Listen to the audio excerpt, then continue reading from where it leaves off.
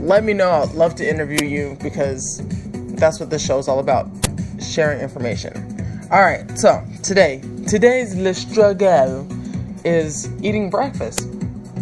I know a lot of people that just they say they cannot eat breakfast, and I've actually been one of those people that don't eat breakfast, right? You're just too busy, or you don't know what to eat, and you don't want to eat the wrong thing, and it's just this terrible, terrible feeling that you might not do the right thing, or what you eat is going to come back to haunt you later, right? So, basically, what I've done is I've kind of made it a point that I eat breakfast as soon as I get home from the gym. I mean, as soon as I get home. So I try to write it out the night before, like what I'm going to eat for the day, if I haven't done meal prep for that week. That way I can stay on top of it.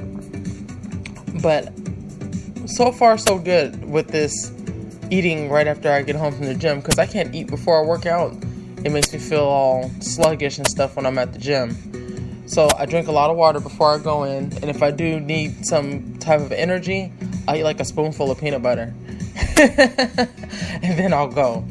But what I'm noticing about eating breakfast right when I get home is that it gives me a ton of energy for the day, because I'm super tired after I work out, just because I've exhausted myself, right?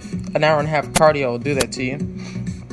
It'll help me meet my calorie requirements, which that has been something that has been super hard for me to do, is actually eat enough calories in a day. But when I eat breakfast, it helps with that so much, because if I didn't, I'd really be shy of the mark. So it helps with that. It actually helps suppress my hunger. So I'm a big girl. I like to eat, and I get hungry. And when I get hungry, I get mad. You wouldn't like me when I'm mad, right? But when I eat breakfast, it actually helps me to not feel hunger, or hunger pains. I mean, it's pang for those who don't know. Not pain, like P-A-I-N. It's P-A-N-G, because your stomach actually pangs. It makes this noise on the inside. Anyway, that's a whole nother thing. Anyway, so it helps suppress my hunger, which suppresses the hangry part of me, the hunger and the anger together, right? And I always try to do a high protein breakfast, because high protein breakfasts are the best. They really suppress your hunger, because protein it doesn't allow you to be hungry afterwards. So I eat a lot of eggs, or I'll have like some meat from leftovers from the day before or something like that. But high protein, and then if you want to do like a protein and some fruit, boom, you're in there. You've made it. So the biggest obstacle of getting over the hump of eating breakfast and not eating breakfast is really just understanding what it's there for. Because if you understand that eating breakfast is going to be it's going to provide all this beneficial things for your diet, for your overall fitness, for your overall health, then you'll go ahead and lock down and do it. As long as you don't have that connection in your mind that it's going to benefit you, then it's going to continue to be hard to do. And it may even be that your body rejects it, because I know people who say, I just don't have a taste for anything. And it's like, okay, well, that's cool, but you have to do it because it's going to help you in the long run. It's just going to help you. Hell, it's helped me. So I can only speak from experience. Anywho, moving on. I want to take another music break. We'll be right back after this. You're now tuned into the Daily Fitness Show with Dominique Jay.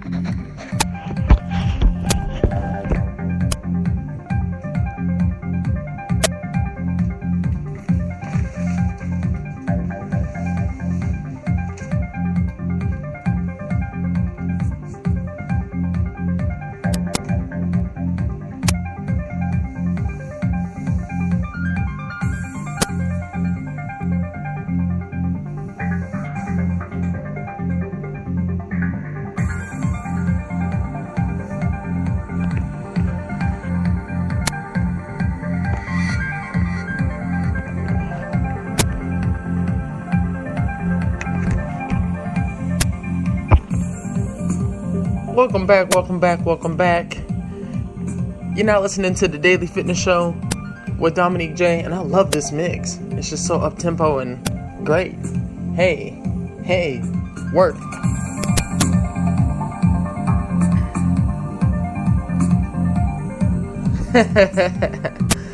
Alright, so I was talking about eating breakfast before we went on our music break. I wanted to address this myth buster. So I was talking to a few ladies at the gym, and they were telling me like, yo, I don't know if they said yo, but they said, hey, what do you think about swimming to lose weight? Do you think it's really beneficial? Because I've been swimming for X amount of months, and I mean, it's great, but I don't really feel like I'm losing weight. And I thought about it, and I was like, you know what? That's very interesting, because I never really took into consideration what that would look like as far as just using swimming to lose weight. I used to swim a lot when I was in Arizona because it was hot, and I thought it was just great for my lungs to be able to go out there and do that. And then on top of that, I was running, and I was just I was a fitness fiend out in Arizona. Woo! That's crazy because it's hot as hell out there. But anyway, so I did a little bit of research, and I found that a few doctors have said that swimming actually is not that great for weight loss, because the buoyancy of the water is actually supporting your weight, so you're not working as hard as you would if you were on land. So, I mean, it's not to say that you won't lose weight swimming, because that's just ridiculous to say. It's to say that it would take so much more work for you to lose weight swimming than it would if you were to run, if you were to walk stairs, walk, jog, do the things that actually require a gravitational pull and your body weight. And I thought that was really, really interesting, because I know a lot of people that swim for their cardio. And I mean, cardio has everything to do with the heart. So if you get that heart rate up, then you're good. But from the research that I did, it said that it would take about 2 hours to get the same effect as you would 15 minutes on the treadmill. That's a long time. And that's saying that you're consistently swimming for that 2 hours. That's not taking breaks and, piddling and paddling around and being, fun all in the water, fun in the sun. That's actually working for 2 hours straight, going back and forth. And I mean, professional swimmers, they swim for hours on end, just going back and forth, back and forth. Yeah, I'm good. I'm gonna stick to the stairs and the treadmill, because I really don't want to put 2 hours in for an equivalent of 15 minutes of work. I do my hour and a half, and I'll be good. Done. I've burned 1,000 calories, and weight loss keeps happening. I lost 2 more pounds, you guys. I'm really excited. So, if you want to swim for your cardio, just keep in mind it's going to take a lot more work for you to get the same results as you would if you were doing something on the pavement.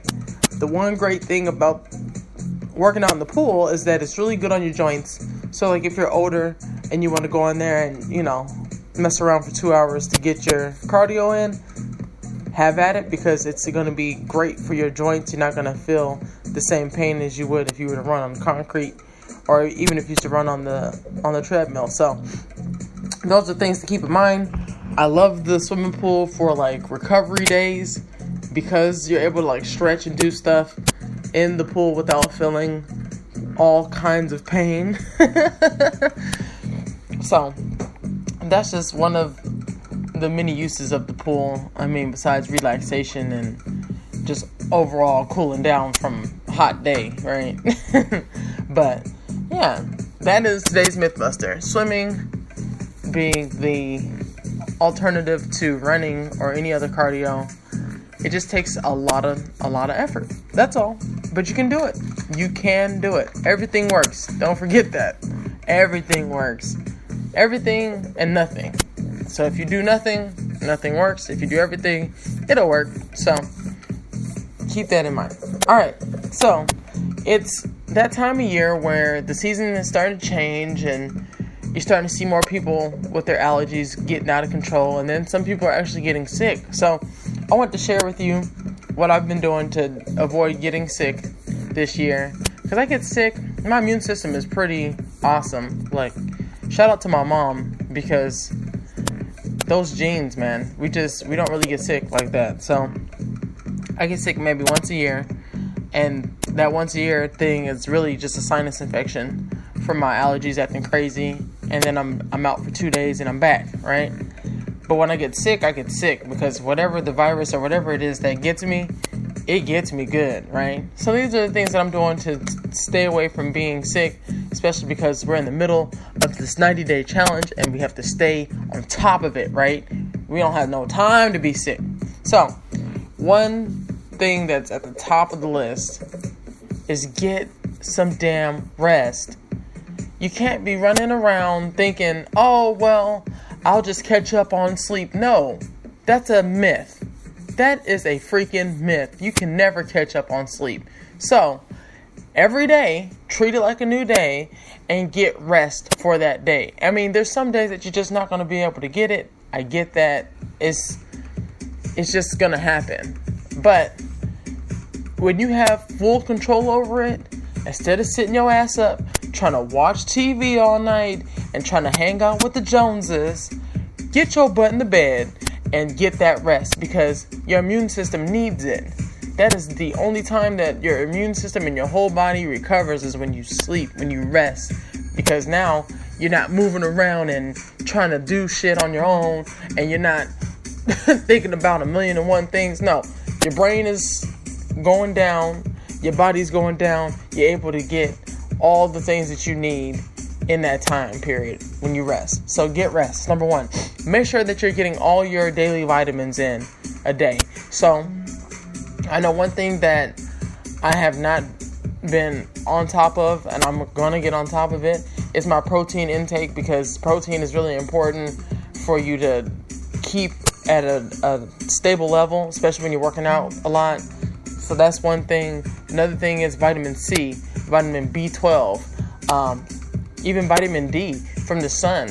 If you're in a place where it's not sunny, then go get you some vitamin D pills, because you need it. We all operate off of the energy that comes from the sun. And it sounds all, ooh, metaphysical. No, this is for real. If you don't have all your essential vitamins, then you're going to feel it. And then you're going to be like, yo, I don't know why I feel so sluggish, why I feel so this. And your immune system is going to freaking get caught off guard. And you get sick. Nobody got time to be sick. So make sure you get enough vitamins. Cleanliness is next on my list. So if you're going to the gym and you see people on the machine that you're about to get on and they don't wipe it down, wipe that shit down. I hate when people get off of machines and don't wipe them down. That is just unacceptable. How dare you just expect me to want your sweat and your hard work all on my damn hands after you got done working out? No. So, look, I even wiped off somebody else's machine the other day when I was on the stairs, because I don't play that mess. Don't nobody got time to be sick around here. So let's say you will walk around here with the flu bug. You're not sick, but you carrying it. So then you all on the machine. And then the next person get on there and they get sick as a dog because you didn't want to wipe down the damn machine. Wipe down the machine. So make sure that you're being clean, wash your hands on a regular, and listen to your body, you guys, because it's super important. All right, so that's been my time today. Thank you so much for tuning in. Tune in to our next show. It's probably going to be tomorrow at some time. I'm just going to drop it. I don't even have a plan for it. So tune into our next show. Follow us on all social media, Daily Fit Show. Thank you so much for being a freaking listener. Until next time, stay fit and don't forget to re-rack your weights. Daily Fitness Show with Dominique Jay.